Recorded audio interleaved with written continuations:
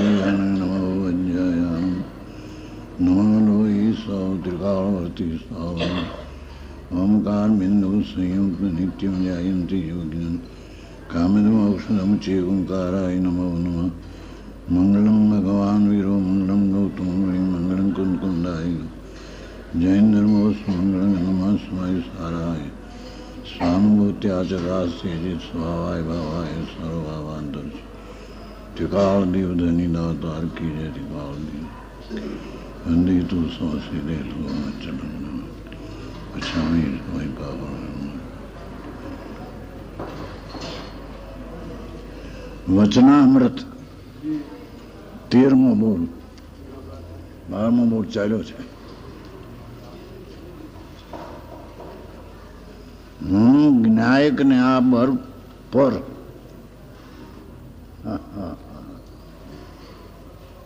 હું એક જાણનાર જ્ઞાયક અને આખી બધી ચીજો બધી રાગથી માંડીને આખી દુનિયા એ બધી પર, બાકી બધા જાણવાના પડખા છે. આદરવાનું તો જ્ઞાયક સ્વરૂપ ભગવાન ત્રિકાળી જ્ઞાન આનંદ સ્વરૂપ છે ધ્રુવ, એક જ આદરણીય સ્વીકારવા લાયક છે. હા હા છે, બાકી બધા જાણવાના પડખા છે. હું જ્ઞાયક છું, બાકી બધું પર. આ એક થાય ઉપડે. હા હા હા, હું તો એક જાણનાર જાણનાર જાણનાર, એ સિવાય બીજી બધી ચીજો મારી નહીં. એમ એક ધારાએ એક જ પ્રકારે અંતર્મુખ થઈને ઉપડે તો એમાં બધું આવી જાય છે. એક જ્ઞાયકને જાણતા એક જાણી સવંગ જાણી. જેણે એકને જાણ્યો એને બધાને જાણ્યા. ઝીણી વાત છે ભાઈ. એક જ્ઞાયક ધ્રુવ હો, પર્યાય પણ નહીં. જાણનાર પર્યાય અવસ્થા, પણ જણાવા યોગ જ્ઞાયક તે હું છું. બાકી બધા જાણવાના પડખા ઘણા આવે. આદરણીય તો એક જ્ઞાયક છું. હા હા હા હા, પણ પોતે ઊંડો ઉતરતો જ નથી. હા હા, ઉપર ને ઉપર જ રહે છે, અંદરમાં જવાનો પ્રયત્ન કરતો નથી. બહારની ક્રિયાકાંડ અને બહારના વિકલ્પોની લાગણીમાં ફસો, અંતરમાં ઉતરવાનો પ્રયત્ન કરતો નથી. હા છે, પણ પોતે ઊંડો એટલે ઉપર જે પર્યાય છે ને ઉપર જે રાગ છે તેનાથી ઊંડો. આખું જેનું તળ ચૈતન છે, અતિન્દ્રિય આનંદનો સાગર ભગવાન છે, એ એના અંતરમાં તો જાતો નથી.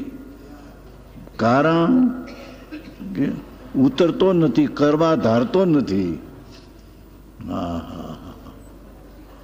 હું એક જાણનાર છું એવું કરવા ધારતો નથી. એટલે અઘરું લાગે. અઘરું લાગે છે ને કે આ બધું અઘરું. આ શું ચાર નયનો વ્યવહાર, ભેદ ને એ નિષેધ ને આત્મા એક જ્ઞાયક વિદ્યમાન અર્થ, એ બધું આઘરું કેમ લાગે છે? અંદરમાં ઊંડો ઉતરતો નથી. હા હા, ઉપર ટબકે બધા વિકલ્પની લાગણીઓ સાંભળવું, વાંચવું, વિચારવું, કહેવું, એ બધી લાગણીઓમાં રોકાતો ઊંડો ઉતરતો નથી. હા હા હા, કારણ કરવા ધારતો નથી એટલે અઘરું લાગે. હા હા હા, એટલે અઘરું લાગે. કરવા ધારતો નથી એટલે અઘરું લાગે. કરવા ધારે તો અઘરું ન લાગે એમ કે છે. ઝીણી વાત છે. શબ્દો નીકળી ગયેલા છે અનુભવથી. બહેનો દીકરીઓની વચ્ચે રાત્રે બોલી ગયા, એમાંથી લખાઈ ગયેલું છે, એને આ બહાર આવ્યું છે. અંતર આનંદના અનુભવના ભૂમિકામાંથી વાણી નીકળી છે. એક દેહી સ્ત્રીનો છે, બાકી અંદરમાં એનું સ્ત્રી પણ હું રાગ ને વિકલ્પ પણ મારો નથી. એ તો અનુભવમાં આનંદમાં રહે છે. એ હું છું, બાકી બધું મારું કંઈ નથી. હા હા હા. 13, 14 હું છું એમ પોતાથી પોતાને અસ્તિત્વનું જોર આવે. શું કે છે? હું છું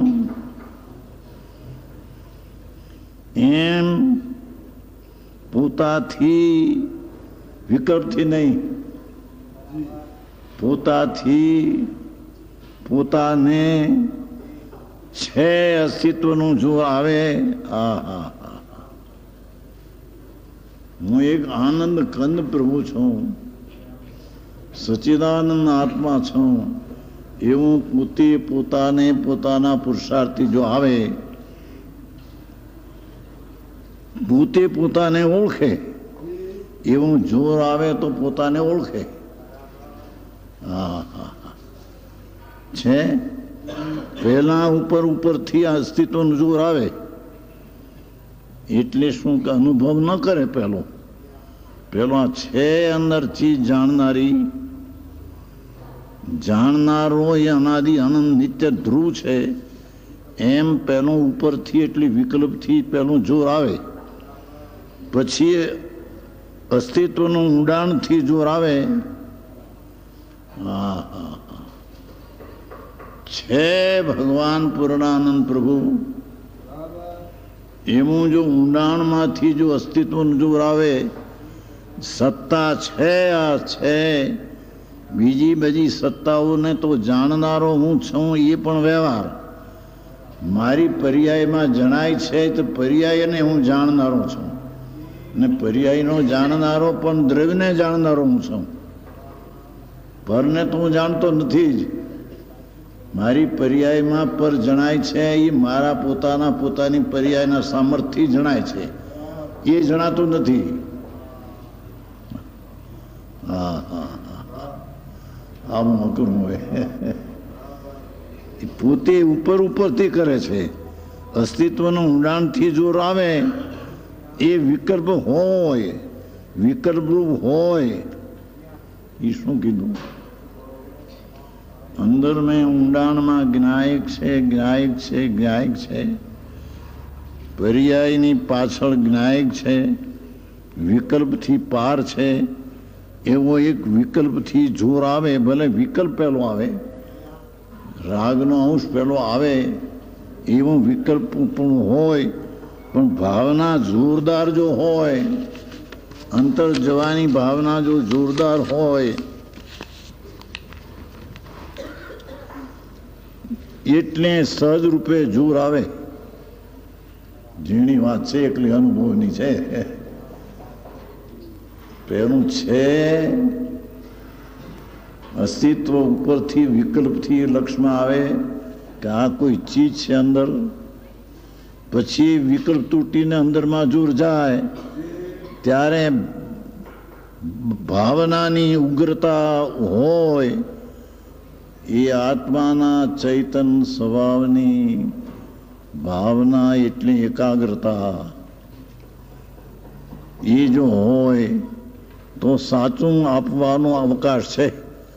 સાચું આવવાનો એટલે સત્ય આવવાનો ત્યાં અવકાશ છે. ત્યાં આત્મા અનુભવમાં આવી શકે, ત્યાં એને અવકાશ છે.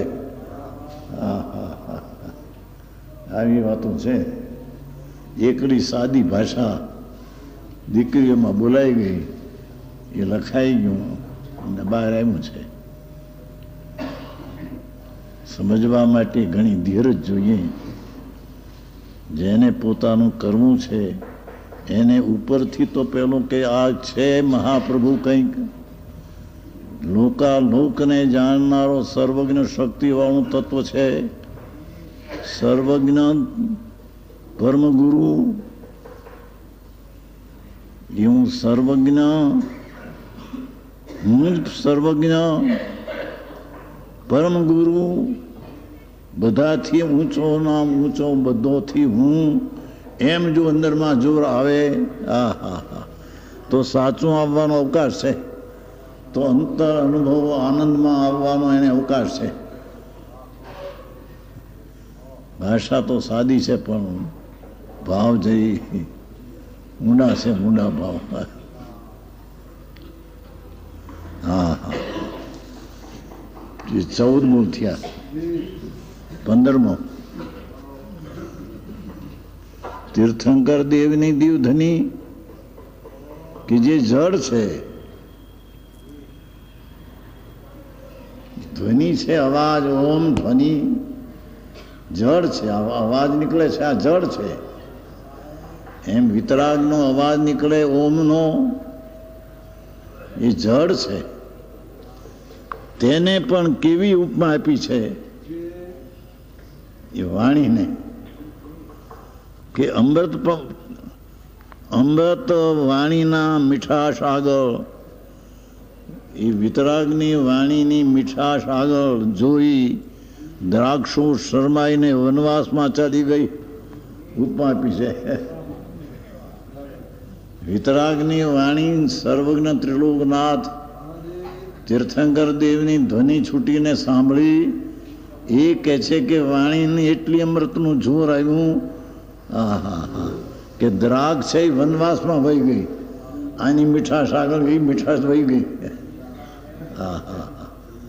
હજી તો વાણીની વાત છે, આત્માની પછી.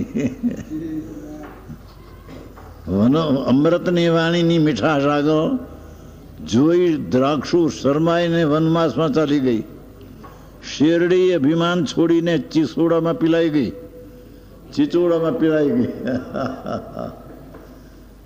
ભગવાનની વાણીનો અમૃત એ જ્યાં આવે અંદરમાં વાણી ઘૂંટડે ઘૂંટડે એને લઈને તો કે છે શેરડી પણ ચીચોડામાં પીલાઈ ગઈ, અમારો રસ નહીં લાગવું પડે, એવી વિતરાગની વાણીનો રસ છે. આવો તો જિનેન્દ્ર વાણીનો મહિમા ગાયો. આ તો વાણીનો મહિમા ગાયો. આવો તો જિનેન્દ્ર વાણીનો મહિમા ગાયો.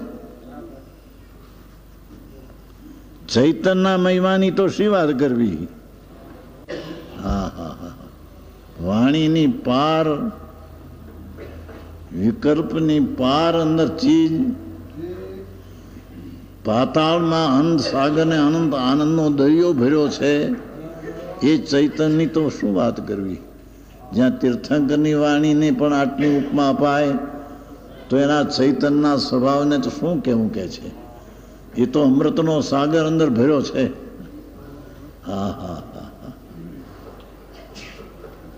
ભાષા સાદી છે પણ છે ઊંચું ઘણું તત્વ.